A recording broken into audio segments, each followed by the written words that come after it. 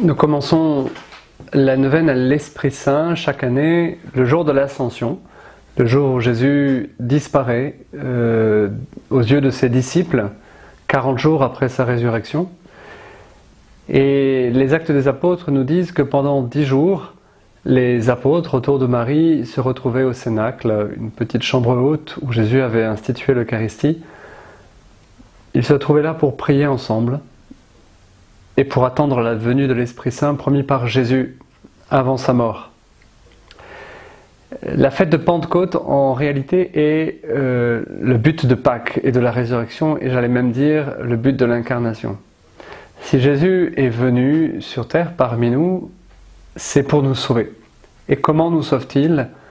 Par sa mort et sa résurrection, qui nous obtiennent l'Esprit Saint, l'Esprit que Jésus tient du Père, cet esprit d'amour qui fait que le Père est en lui et lui dans le Père, cet esprit que Jésus est venu répandre sur toute chair. L'Esprit Saint est le cadeau le plus grand, le plus beau que Jésus puisse faire à l'humanité.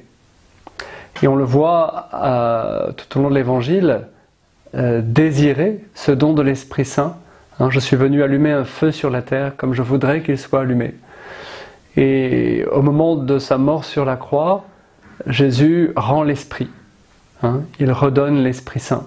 Il rend son dernier souffle, et son souffle c'est l'Esprit. Tout de suite après, on lui perce le côté et il en sort de l'eau et du sang, l'eau symbole de l'Esprit Saint. Et le jour de sa résurrection, Saint Jean nous montre Jésus soufflant sur les apôtres en leur disant « Recevez l'Esprit Saint pour le pardon des péchés ».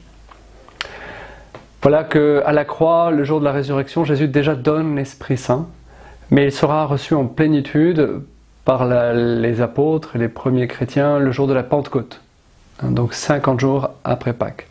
Et chaque année, l'Église fête Pâques, la résurrection de Christ, et fête la Pentecôte, le don de l'Esprit Saint, puisque chaque année, l'Église a besoin d'être renouvelée dans l'Esprit Saint, et même chaque jour, dans la prière, dans les sacrements, l'Esprit Saint nous est donné.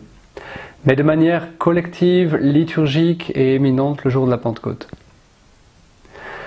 Alors nous allons pendant ces 9 jours, comme les apôtres avec Marie, supplier l'Esprit Saint, qu'il renouvelle nos cœurs, qu'il embrase nos cœurs, qu'il fortifie notre foi, qu'il nous donne une charité ardente, une foi ardente et une espérance vive, de manière à être des témoins crédibles de Jésus-Christ.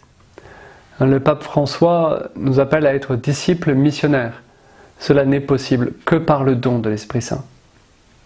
L'Esprit Saint est l'arme secrète de Dieu pour faire de nous des saints, pour nous transformer, nous rendre disciples de Jésus, pour nous faire ressembler à Jésus, pour nous rendre plus fraternels, plus dociles, pour faire sa volonté, pour être serviteurs et missionnaires.